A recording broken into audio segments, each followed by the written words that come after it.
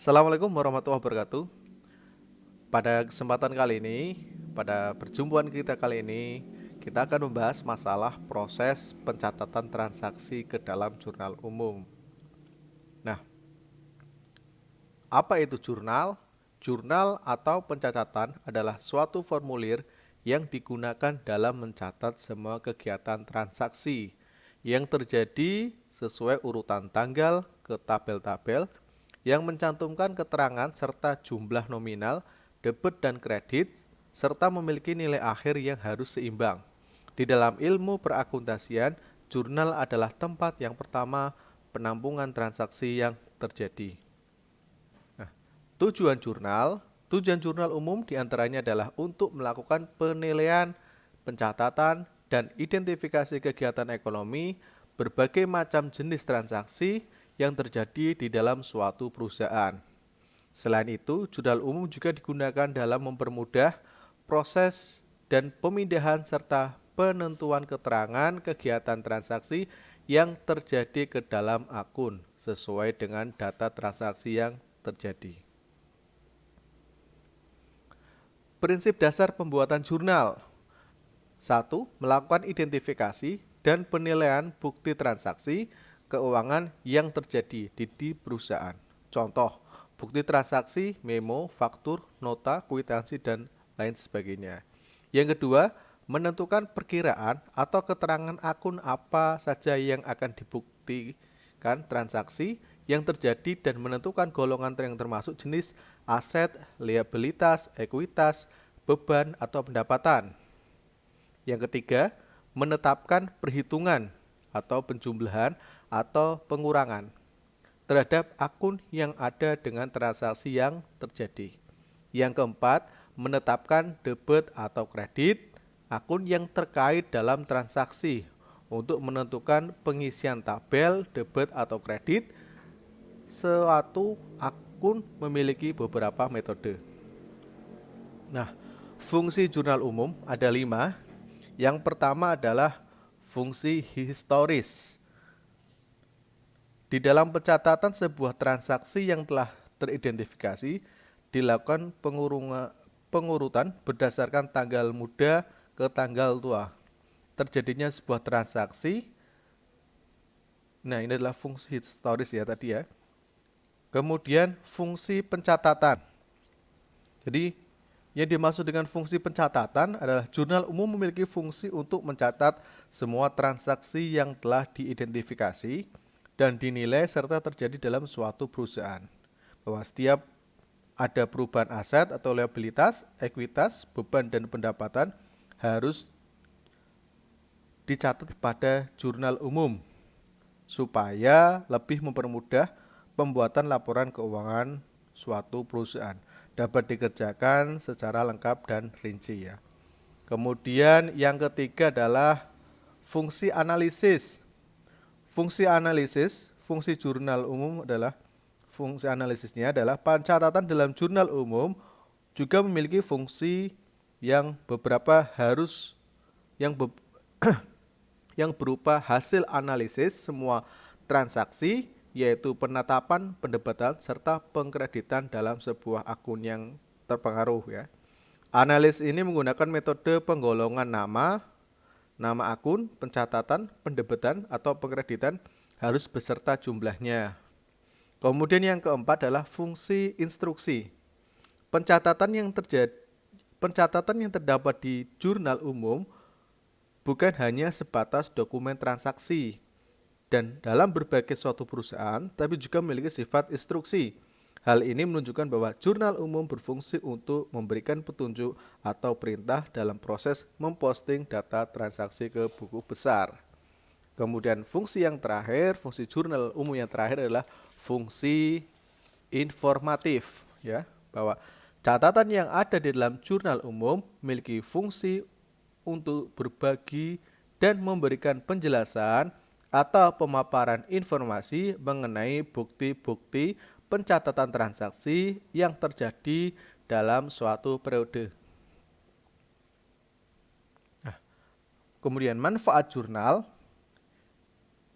Yang pertama, mengetahui adanya kegiatan perhitungan penjumlahan atau pengurangan yang terjadi pada suatu perkiraan transaksi.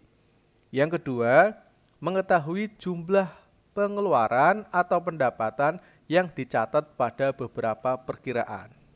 Kemudian yang ketiga, mengetahui jumlah atau nominal pada debit atau kredit harus seimbang atau setara. Kemudian yang keempat, membuat kode atau referensi agar bisa diketahui jumlah yang sudah diposting pada buku besar sesuai perkiraan yang ada. Peralatan yang dibutuhkan saat membuat jurnal, yang pertama adalah bukti transaksi yang sah. Kemudian yang kedua, buku jurnal. Yang ketiga, alat tulis. Yang keempat adalah alat bantu hitung, yaitu berupa kalkulator. Dan yang kelima adalah formulir rekapitulasi jurnal. Nah, di dalam penjurnalan ada aturannya, ada aturan pendebatan dan pengkreditannya. Yang pertama adalah jika harta bertambah, maka akan didebit. Jika berkurang, maka akan dikredit. Kemudian saldo normalnya adalah debit. Keterangannya kewajiban atau liabilitas. Jika bertambah, maka akan dikredit. Jika berkurang, maka akan didebit. Dan saldo normalnya adalah kredit. Kemudian keterangannya adalah modal atau equity. Bertambahnya adalah kredit, berkurangnya adalah debit, saldo normalnya adalah kredit. Kemudian keterangannya adalah pendapatan atau revenue. Jika bertambah akan masuk di kredit, jika berkurang masuk di debit, saldo normalnya adalah kredit. Kemudian keterangannya adalah biaya atau expense. Jika bertambah maka akan di debit, jika berkurang akan dikredit dan saldo normalnya adalah debit. Nah, langkah selanjutnya adalah setelah kita tadi mempelajari masalah teori-teorinya, kita belajar masalah praktek latihan soal. Nah, di sini ada sebuah kasus ya. Bengkel Bagus adalah sebuah bengkel yang bergerak di bidang jasa perbaikan mobil. Nah, data transaksinya ada di bawah ini. Dari data tersebut, catatlah ke dalam jurnal umum. Dokumen transaksi yang pertama adalah bukti pengeluaran kas, ya. Kemudian tanggal ceknya adalah tanggal 6/12/2020. Dibayar karyawan Bengkel Bagus jumlah 8.500.000 dengan huruf Rp8.500.000. Keterangan pembayaran gaji karyawan bulan November. Kemudian dokumen transaksi nomor 2 adalah voucher kas kecil. Dibayar kepada percetakan Olimpia Jalan Supratman 21 Bandung, jumlahnya Rp750.000 dengan keterangan pembuatan brosur perusahaan untuk keperluan iklan. Kemudian dokumen transaksi yang nomor 3 adalah bukti penerimaan kas. Diterima dari Nyonya Ria, Geger Kalong Semarang dengan jumlah nominalnya 3 juta dengan huruf 3 juta rupiah, pelunasan faktur ya. Keterangannya faktur F12 tanggal 23 November 2020. Kemudian dokumen transaksi yang nomor 4 adalah voucher kas kecil dibayarkan kepada kantor PLN dan PT Telkom jumlahnya Rp800.000. Keterangan rekening listrik di bulan November 2020 sebesar Rp400.000, kemudian rekening telepon bulan November 2020 sebesar Rp400.000. Nah, dokumen transaksi yang kelima adalah faktur bahwa kepada yang namanya Rinda, Jalan Cimahi nomor 63 Bandung ya. Tanda kirimnya 6 Desember 20, ordernya 21, terminnya N30, jumlahnya adalah 9 juta rupiah. Keterangannya biaya pengecatan mobil.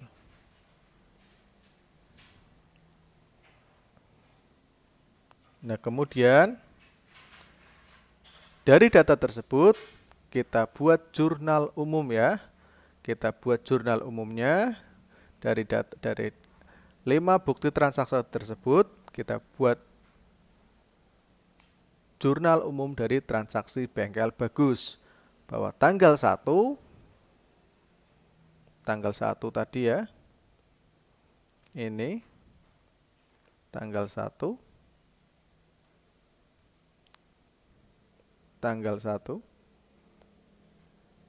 bukti pengeluaran kas.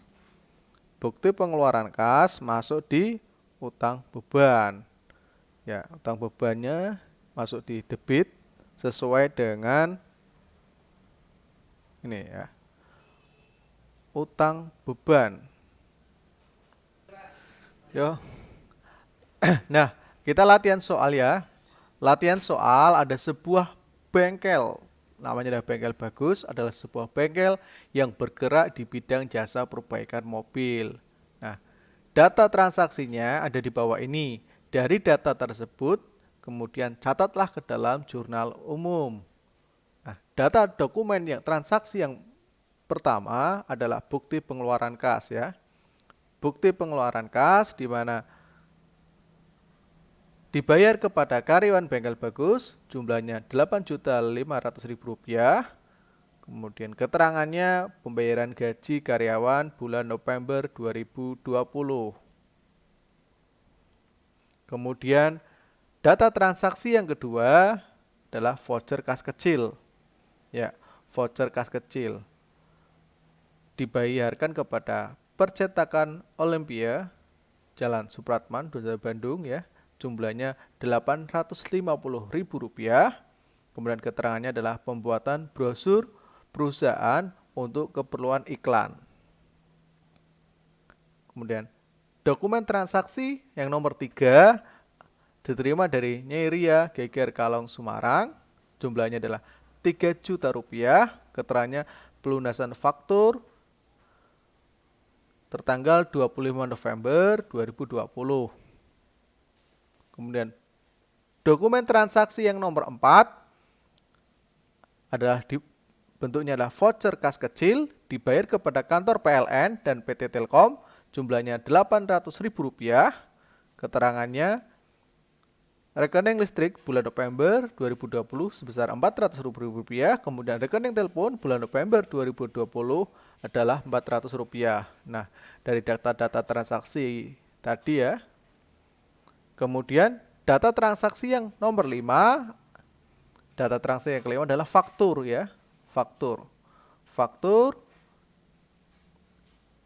kepada Nyai Rinda Jalan Cimahi Raya nomor 63 Bandung ya. Jumlahnya adalah Rp8 juta. Keterangannya adalah biaya pengecatan mobil. Nah, dari 5 dokumen data transaksi tersebut, kemudian kita buat jurnal umumnya. Nah, jurnal umumnya sebagai berikut ya. Jurnal umum dari transaksi bengkel bagus. Bengkel bagus per 31 Desember 2021 ribuan rupiah ya.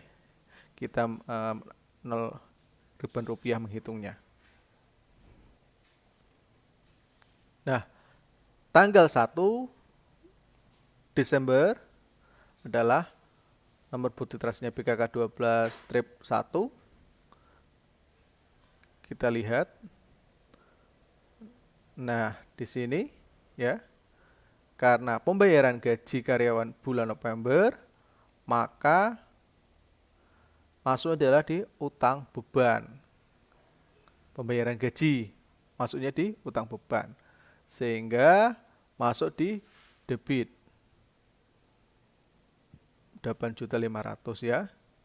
Karena mengurangi kas di bank sehingga masuk di kredit ya, kredit Rp8.500.000.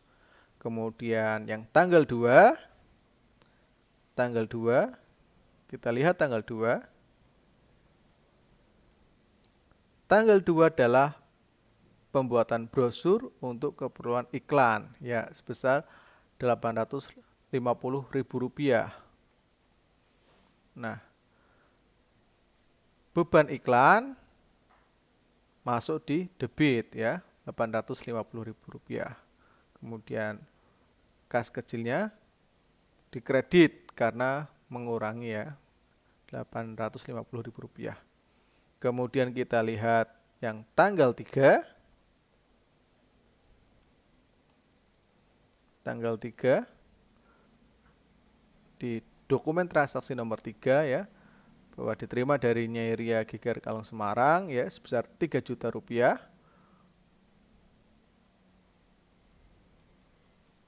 Kita lihat di tanggal 3 ini kas di bank karena menerima sehingga kas bertambah sehingga masuk di debit. Nah, piutang dagang masuk di kredit ya. Akunnya adalah piutang dagang. Kemudian tanggal 4 kita lihat bukti transaksi yang keempat, yaitu adalah untuk keterangannya adalah pembayaran ke listrik dan telepon ya, masing-masing sebesar Rp400.000. Jumlah totalnya adalah Rp800.000. Nah, di sini ya, hutang biaya ya, karena pembayaran listrik masuk di hutang biaya listrik dan air sebesar Rp800.000. Nama akunnya hutang biaya, kemudian bawahnya adalah kas kecil sebesar Rp800.000. Kemudian yang tanggal 6 gitu lah ya, tanggal 6 Desember 2020 ya, jumlahnya Rp8 juta. Keterangannya adalah biaya pengecatan mobil. Nah, karena belum dibayar sehingga masuk di piutang dagang ya, Rp8 juta ya.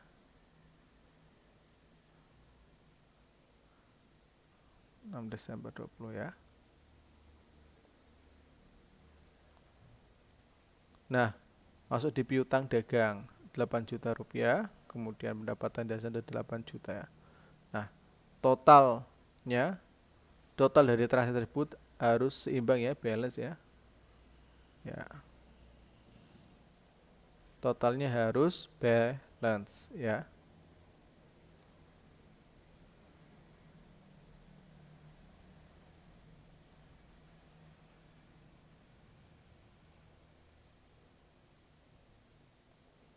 Nah, demikian tadi penjelasan kita kali ini. Terima kasih